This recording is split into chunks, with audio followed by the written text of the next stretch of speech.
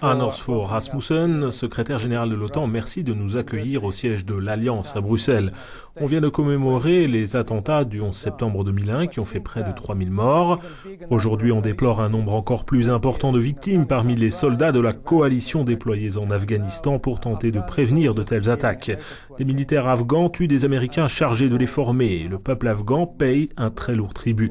Tout ce sang versé en valait-il la peine? Il est évident que chaque personne tuée, civile ou militaire, représente un mort de trop.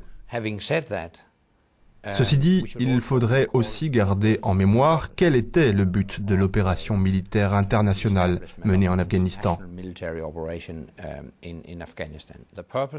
Le but était, et reste, de prévenir le risque que ce pays devienne une nouvelle fois un refuge pour des terroristes qui pourraient s'en servir comme base pour lancer des attaques contre nos nations. Et à cet égard, notre opération a été un grand succès. Aucun terroriste basé en Afghanistan n'a lancé d'attaque contre nos nations depuis le début de notre opération sur place.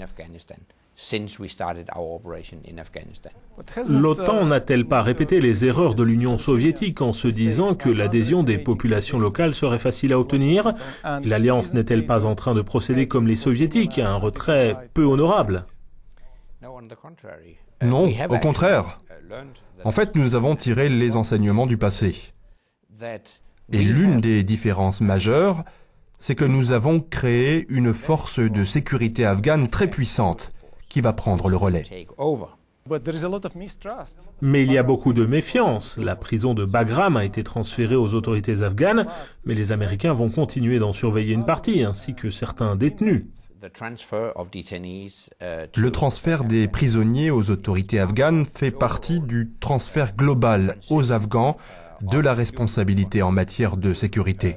Mais il est évident que nous devons trouver le bon équilibre entre la souveraineté afghane et la sécurité des forces afghanes et de nos troupes.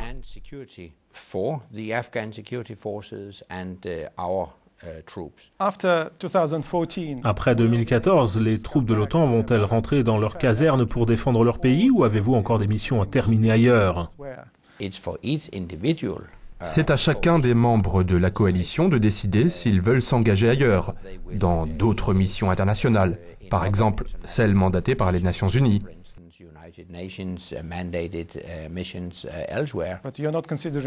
Mais vous ne pensez pas à la Syrie, par exemple? Non, nous n'avons pas l'intention d'intervenir militairement en Syrie et nous n'avons aucun projet d'intervention militaire ailleurs.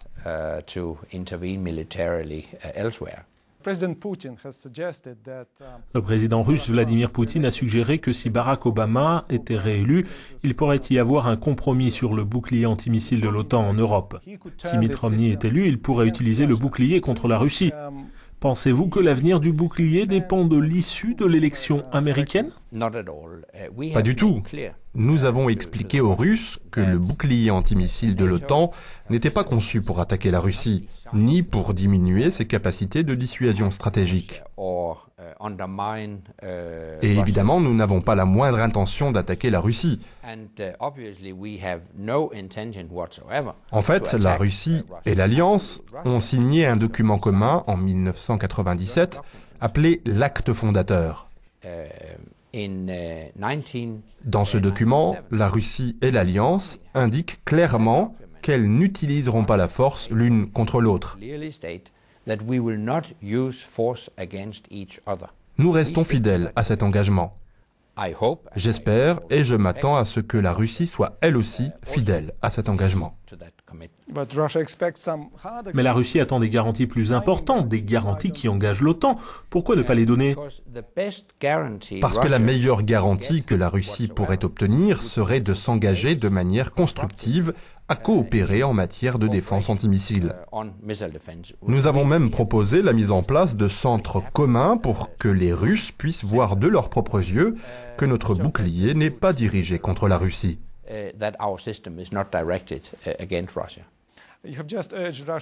Vous avez exhorté la Russie à faire preuve de transparence sur ses exercices militaires prévus ce mois-ci.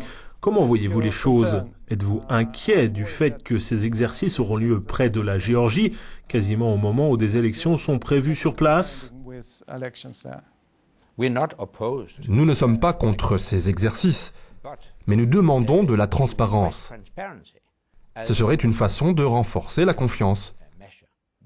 Quel est le but de cet exercice? Où doit-il se dérouler? Comment sera-t-il mené?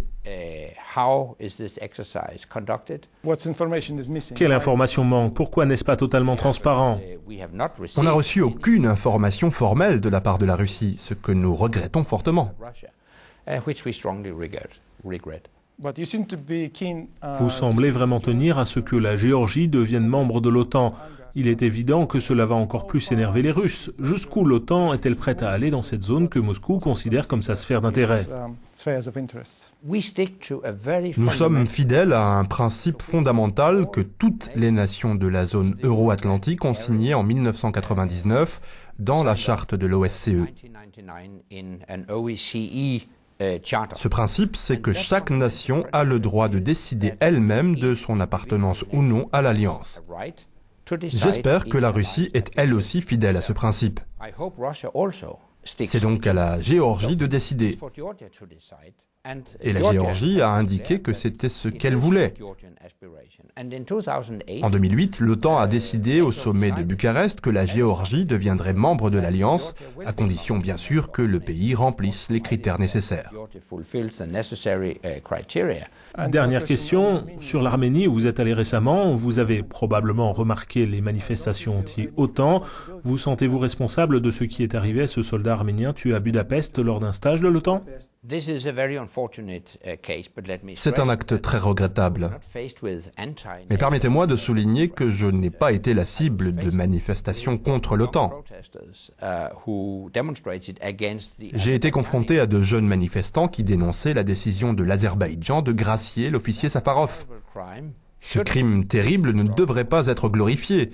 Et je suis profondément préoccupé par la décision de l'Azerbaïdjan de gracier cet officier parce qu'elle nuit à la confiance et qu'elle ne contribue certainement pas à la paix, à la coopération et à la réconciliation dans la région.